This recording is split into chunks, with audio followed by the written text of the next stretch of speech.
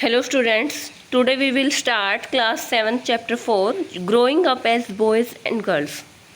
यहाँ पर देखिए किस तरीके से जो है जब बच्चा छोटा होता है तो वो लड़की होती है या लड़का होता है, उस बेसिस पे उनका पालन पोषण किस तरीके से किया जाता है, किस तरीके से उनका जो व्यवहार है लोगों का वो बदल जाता है। हमारी जो सोसाइटी है उसमें टीचर्स हमें ये चीज़ें सिखाते हैं कि हमारा जो बिहेवियर है सभी का वो गर्ल्स और बॉयज़ के प्रति एक जैसा होना चाहिए। कोई भी भेदभाव जो है गर्ल्स और बॉयज़ के बीच में जो है नहीं किया जाना चाहिए। लेकिन क्या ये चीज़ें सच में भी हैं? अगर हमारी सोसाइटी में हम देखते हैं तो कि क्या ये सारी की सारी जो चीज़ें हैं वो एज इट इज़ हैं जैसा कि हमें पढ़ाया जाता है, हमें सिखाया जाता है कि बॉयज़ और गर्ल्स के साथ जो है भेदभाव नहीं करना चाहिए, किसी भी तरीके का डिस्क्रिमिनेशन नहीं होना चाहिए, दोनों का ही पालन पोषण जो है वो सेम तरीके से होना चाहिए। तो यहाँ पर इस चैप्टर में हम यही चीज़ें पढ़ने वाले हैं कि कौन कौन सी इक्वलिटीज़ हैं, कौन कौन सी इनइक्वलिटीज़ हैं मैन और वुमेन्स के बीच में, और उनका काम का एरिया कौन सा है, कौन कितने घंटे काम करता है, वुमेन्स जो हैं किस तरीके का रोल प्ले करती हैं अपनी डेली लाइफ में।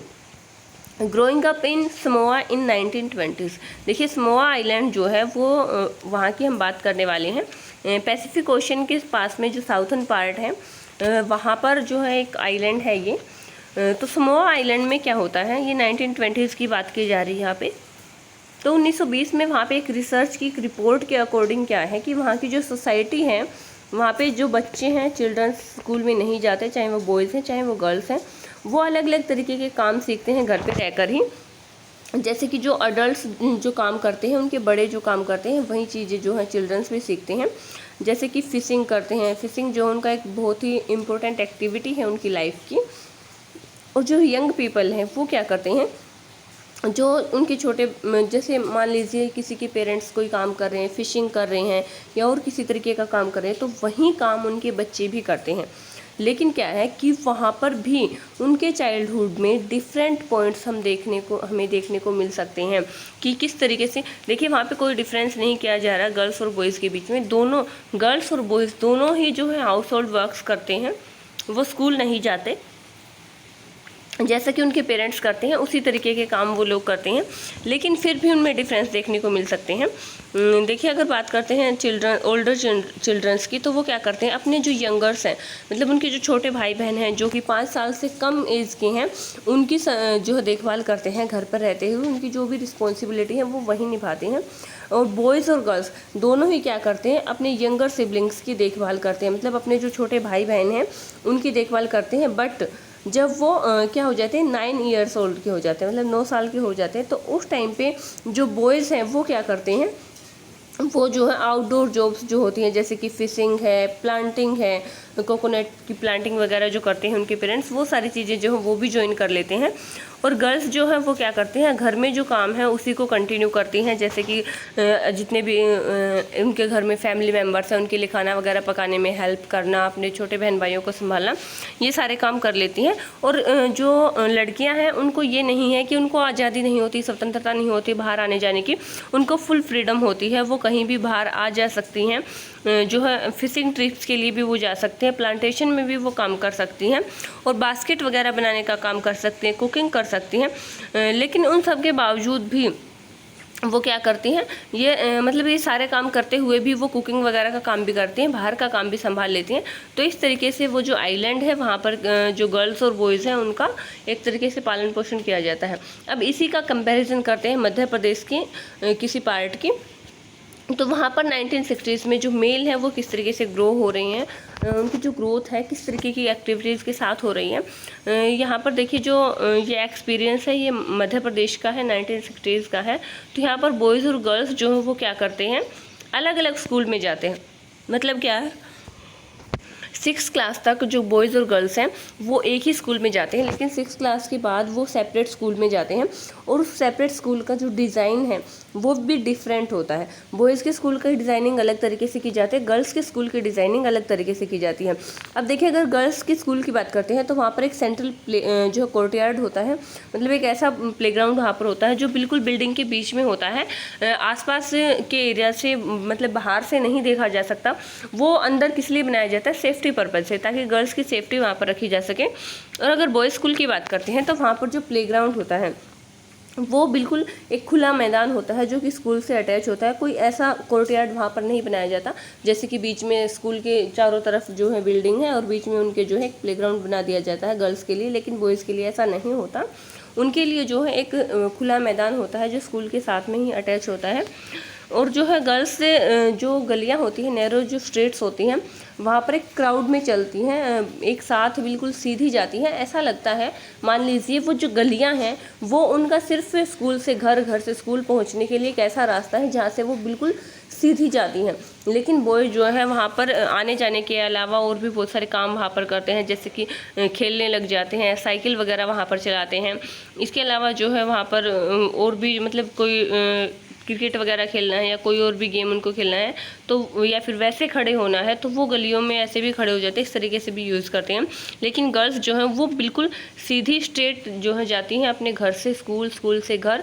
और मतलब यहाँ पे डिफरेंस एक देखने को मिलता है बॉयज़ और गर्ल्स के बीच में, ठीक है।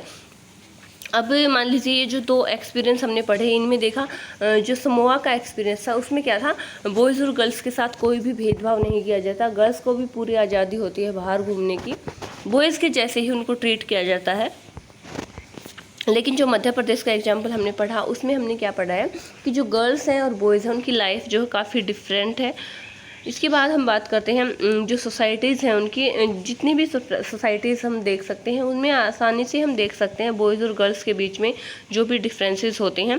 वहाँ पर क्या होता है, बहुत ही यंग एज से ही, बहुत छोटी सी एज से ही उनके साथ ये डिस्क्रिमिनेशन शुरू हो जाता है। जैसे कि हम बात करते हैं खेलने की, जब बच्चे छोटे होते हैं तो गर्ल्स और बॉयज़ में क्या फ़र्क होता है। देखिए, गर्ल्स को खेलने के लिए हमेशा एक गुड़िया दी जाती है, डॉल वगैरह दी जाती हैं, उन्हीं से वो खेलती है। लेकिन बॉयज़ को यूजुअली कार वगैरह दी जाती है, ट्रक्स दे दिए जाते हैं, क्रेन्स वगैरह दे दी जाती हैं, वो इस तरीके के टॉयज से खेलते हैं। तो बचपन से ही जो मेंटलिटी है वो उनकी बन जाती है कि जो गर्ल्स होती हैं वो हाउस होल्ड वर्क्स करती हैं और जो बॉयज़ होते हैं वो बाहर ड्राइविंग वगैरह करते हैं या फिर और कोई काम कर सकते हैं। गाड़ी वगैरह चलाना किसका काम है, बॉयज़ का काम है। तो जैसे उनको जिस टाइप के टॉयज़ उनको दिए जाते हैं उसी तरीके की मेंटलिटी जो है उनके दिमाग में सेट हो जाती है। और इसी तरीके से उनके जो अगर ड्रेसेस की बात करते हैं तो उनको हमेशा ये सिखाया जाता है कि गर्ल्स को किस तरीके के ड्रेसेस पहनने चाहिए, कौन से गेम्स उनको खेलने चाहिए, बॉयज़ को कौन से गेम्स खेलने चाहिए। और जो गर्ल्स हैं उनकी आवाज़ बिल्कुल सॉफ्ट होनी चाहिए, उनको सॉफ्टली बातें करनी चाहिए सभी से। और बॉयज़ को जो है टफ़ होने की ज़रूरत है, उनको जो है काफ़ी एक तरीके से रूडली वो बातें करते हैं। इसी तरीके से जो हम मेंस और वुमेंस के बीच में काफ़ी ज़्यादा डिफरेंसेस देखने को मिल सकते हैं, ठीक है। उनका जो है रहन सहन, खाना पीना, ओढ़ना पहनना, ये सारी चीज़ें जो है बिल्कुल डिफरेंट हो जाती हैं। गर्ल्स को हमेशा से ही सिखाया जाता है कि उनको किस तरीके से बात करनी है और उनको जो है घर में अपने छोटे बहन भाइयों को संभालना है या बॉयज़ को जो है बाहर काम करने के लिए जाना है। इस तरीके की जो चीज़ें हैं वो हमारी सोसाइटी में देखने को मिल सकती हैं।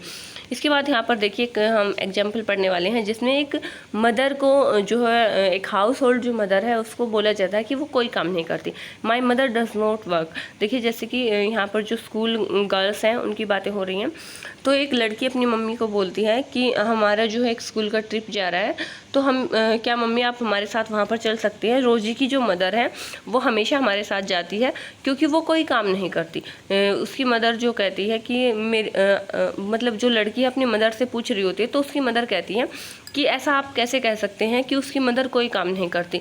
हरमीट्स mother always comes for exclusions because she does not work. जो हरप्रीत की मदर है वो हमेशा ट्रिप के लिए हमारे साथ आ जाती है, क्यों? क्योंकि वो कोई काम नहीं करती। सोनाली, तुम ये कैसे कह सकती हो? तुम्हें जो है जसप्रीत आंटी के बारे में पता होना चाहिए कि वो 5 बजे सुबह उठती है और अपना हाउस होल्ड वर्क सारा कंप्लीट करती है। हाँ, लेकिन वो ये सारी चीज़ें करती है, लेकिन फिर भी क्या है, ये कोई रियल वर्क नहीं है, ये तो सिर्फ हाउस वर्क है, इसको कोई काम नहीं समझा जाता। Oh that's what you think do you, मतलब तुम ये सोचते हो कि ये जो काम है ये कोई काम नहीं है। ठीक है, चलो ठीक है, अभी हम क्या करते हैं, जसप्रीत से मिलने जाते हैं और उसी से इसके बारे में पूछेंगे कि वो क्या सोचती है। अब जो मम्मी, उसकी मम्मी और वो लड़की है, वो दोनों जो है उनके हाउस पे जाती हैं, सिंग्स हाउस जाती हैं, तो वो वहाँ पर जो है बातें करती हैं उन लोगों से जाके। तो वो कहती है कि हरशरण जो है सोनाली के बारे में आप क्या सोचते हो कि वो क्या वो काम करती है या फिर वो जो है एक वर्किंग पर्सन नहीं है। तो वो कहता है कि हाँ हाँ वो एक जो है नॉन वर्किंग पर्सन है, वो कोई काम नहीं करती है। तब जो है वो लड़की कहती है but is not that correct aunty, क्या ये सही नहीं है, मेरी माँ जो है वो कोई भी काम नहीं करती है। और जब जसप्रीत जो है वो कहती है कि ठीक है तुम जो है अगर तुम कोई काम ही नहीं करती हो तो तुम आराम क्यों नहीं कर लेती हो। तब वो दूसरी लेडीज़ कहती हैं कि हाँ सही कह रही हो, ये एक बहुत अच्छा आइडिया है, मैं कल जो है स्ट्राइक पे चली जाती हूँ, मैं कल कोई काम नहीं करूँगी। तब वो दोनों बहन भाई जो उसके बच्चे होते हैं जसप्रीत के, वो कहते हैं कि वाह बहुत मज़ा आएगा, कल तो जो है पापा के साथ हम काम करेंगे, मम्मा कोई काम नहीं करेगी। नेक्स्ट मॉर्निंग 7:30 AM की बात हो रही है। तो वो जो मैन है उस जसप्रीत का हस्बैंड जो है वो कहता है कि मेरा ब्रेकफास्ट कहाँ है और जो बच्चे हैं वो रेडी हुए हैं या नहीं हुए। तब वो उसको याद दिलाती है कि क्या तुम्हें याद नहीं है, मैं तो आज स्ट्राइक पे हूँ। और मंगला जो है उसने भी छुट्टी ले ली है। ओह, तो वो कहता है कि अच्छा ये स्कूल, तभी जो है बाहर से बस का हॉर्न सुनाई देता है, स्कूल बस का। तब वो कहता है अच्छा ये स्कूल बस थी, अब तो लगता है मुझे ही इन बच्चों को कार में ड्रॉप करना पड़ेगा स्कूल तक। और वो जो है बच्चों को कहता है कि जल्दी जल्दी पंप का स्विच ऑन कर दो और जल्दी करो, तुम सब स्कूल भी जाना है। वो बच्चे जो है लंच बॉक्स के बारे में पूछते हैं, लेकिन उसका पापा कहता कि अच्छा मैं तो भूल ही गया था, चलो कोई बात नहीं, मैं आपको कुछ पैसे दे दूंगा और आप कैंटीन से कुछ खा लेना। लेकिन बच्चे कहते हैं कि नहीं मम्मा ने तो हमें ऑलरेडी पैसे दे दिए हैं। फिर शाम को 6 बजे जो है आते हैं ऑफिस से थक हार के, और वो कहते हैं कि मुझे अगर एक कप चाय मिल जाती तो बहुत अच्छा होता, लेकिन मैं तो भूल ही गया था, तुम स्ट्राइक पे हो, ये तो जो है मुझे ही कुछ करना पड़ेगा। अब वो कहती है मतलब जो लेडीज़ है उसके हस्बैंड जो है खुद ही चाय बनाने के बारे में सोचते हैं ऑफिस से आने के बाद। अब जो है वो आदमी घर की हालत देख के बोलता है कि जो घर है वो तो काफ़ी बुरा लग रहा है, जैसे यहाँ पर कोई भूचाल आया, तूफान यहाँ पर आया है। और जो लेडीज़ है वो कहती है कि तुम ये सब कैसे भूल जाते हो कि जैसा घर तुम सुबह देख रहे थे ऐसा ही आपको पूरा दिन मिलेगा। हरमीत जो है वो बताती है, उसको बोलती है कि क्या अगर मैं आपको एक और सरप्राइज़ दूं कि शाम को चाचा जी और चाची जी जो हैं वो भी डिनर पर आ रही हैं तो कैसा रहेगा। तो मतलब ये जो स्टोरी बोर्ड था इससे क्या हम देखने को मिलता है कि जो जसप्रीत है वो घर का सारा काम करते हैं, जो लेडीज़ है और उसका हस्बैंड और उसके चिल्ड्रन सोचते हैं कि वो कोई काम नहीं करती, लेकिन रियलिटी क्या है कि वो बहुत सारा काम करती है। सुबह 5 बजे उठ के काम करना स्टार्ट करती है और शाम को काफ़ी देर तक काम करती हैं। वैल्यूइंग हाउसवर्क, देखिए हाउसवर्क की काफ़ी वैल्यू है। अगर हम अच्छे से ध्यान से गौर करके सोचते हैं इस बात को, तो जो हाउस होल्ड वर्क है उसकी भी काफ़ी वैल्यू है। देखिए अगर कोई भी बाहर काम करने के लिए जाता है तो उसको खाना बना के देना है, चिल्ड्रंस को प्रिपेयर करना है, उनको स्कूल लंच बॉक्स वगैरह प्रिपेयर करने हैं, ये सारे काम भी रिस्पॉन्सिबिलिटी जो हैं बहुत ही ज़्यादा हो जाती हैं। और ये जो केयर गिविंग वर्क्स हैं वो मैक्सिमम लेडीज़ के द्वारा ही किए जाते हैं, तो इस तरीके से हमें इनको कम नहीं आंकना चाहिए। इसके बाद जो डोमेस्टिक वर्कर्स हैं उनकी कैसी लाइफ होती है, देखिए ये जो भी स्टोरी हमने पढ़ी इससे हम देख सकते हैं कि जो हरमीत की मदर हैं वो जो है सिर्फ अपना घर का काम अकेली नहीं करती थी, उसकी हेल्प के लिए एक लेडीज़ भी आती थी जिसका नाम मंगला है। वो एक क्या है, डोमेस्टिक जो हेल्पर है, घरों में जो है काम करने के लिए जाते हैं। बहुत सारे टाउन और सिटीज़ में आप देख सकते हैं इस तरीके के जो डोमेस्टिक वर्कर्स होते हैं वो काम करने के लिए आती हैं। वो बहुत सारा काम करते हैं, जैसे कि स्वीपिंग करना है, क्लीनिंग करना है, वॉशिंग है, क्लोथ्स वगैरह को धोने का काम करना है, या फिर जो कुकिंग का काम है, ये सारे काम करती हैं, या फिर छोटे बच्चों को संभालना है। इस तरीके के काम करने के लिए जो डोमेस्टिक वर्कर्स हैं वो घरों में काम करने के लिए जाते हैं, लेकिन उनके काम की कोई वैल्यू नहीं समझी जाती और ना ही उनको ज़्यादा जो सैलरी दी जाती है। वो जो है लगभग ऐसा होता है कि सुबह मॉर्निंग में 5 बजे उठ जाते हैं और रात को कई बार 11-12 बजे तक भी काम करते रहते हैं, लेकिन फिर भी उनको वो रिस्पेक्ट नहीं दी जाती जितनी कि उन्हें मिलनी चाहिए। उनके साथ जो है इस तरीके का बिहेव नहीं किया जाता कि वो भी एक तरीके से वर्कर हैं, अच्छा काम करते हैं, ठीक है। उनके साथ जो काफ़ी बुरा व्यवहार किया जाता है। इसी तरीके की एक स्टोरी भी यहाँ पर एक डोमेस्टिक वर्कर की दे रखी है। मेलानी जो है वो एक बड़े अमीर परिवार में काम करती थी और वो बताती है कि यहाँ पर जो है मालकिन उनकी जो थी काफ़ी तरीके से उनसे बहुत सख्ती से पेश आती थी।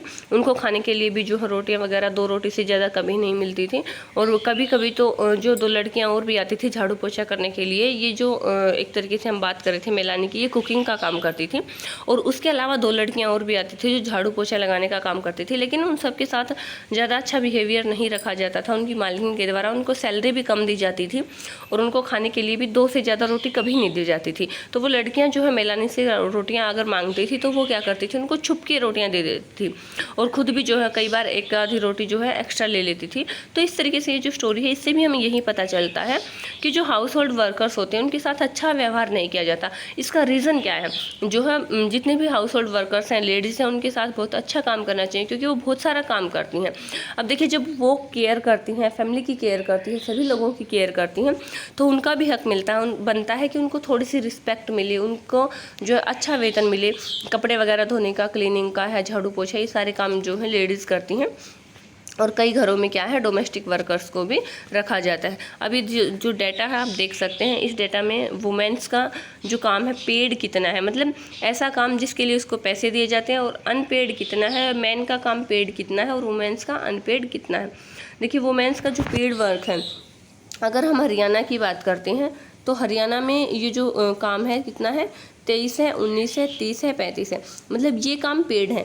मतलब क्या है, इसके कंपैरिजन में ये कम है। अनपेड काम वो ज़्यादा करती हैं और पेड कम करती हैं।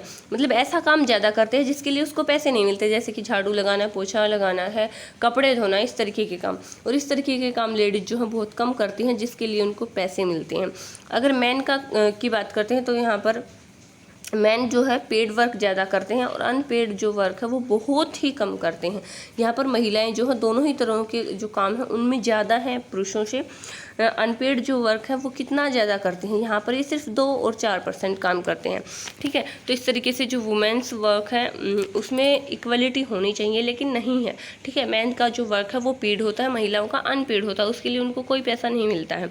तो इस तरीके से ये जो इक्वलिटी है ये भी हमारे कॉन्स्टिट्यूशन के अंदर जो है एक इम्पोर्टेंट प्रिंसिपल है, लेकिन फिर भी कहीं ना कहीं जो है डिस्क्रिमिनेशन होता रहा। हमारी सोसाइटी की जो एक तरीके से थिंकिंग है उन सभी के बेसिस पे काफ़ी जो है डिस्क्रिमिनेशन बॉयज़ और गर्ल्स के अंदर, मैन और वुमेन के अंदर जो होता रहता है।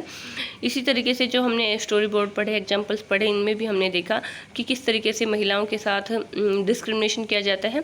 अब देखिए चिल्ड्रंस की बात करते हैं तो क्या होता है कि आंगनवाड़ी उनके लिए, हेल्थ सेंटर्स भी जो है गवर्नमेंट के द्वारा खोले जाते हैं जिसमें जो महिलाएं हैं उनको काम दिया जाता है और वो बच्चों के लिए खाना पकाती हैं, उनको थोड़ा बहुत रहना, बोलना, सीखना, सारी चीज़ें सिखाती हैं। तो ये मध्य प्रदेश का एग्जाम्पल दे रखा है। इसी तरीके के और भी स्टेप्स जो हमारी गवर्नमेंट को उठाने चाहिए ताकि वुमेन्स जो बच्चे हैं उनका डेवलपमेंट अच्छे तरीके से हो सके और ये जो बॉयज़ और गर्ल्स के बीच में डिस्क्रिमिनेशन है ये नहीं होना चाहिए। यहाँ पर आपका चैप्टर फिनिश होता है। Thank you, have a good day.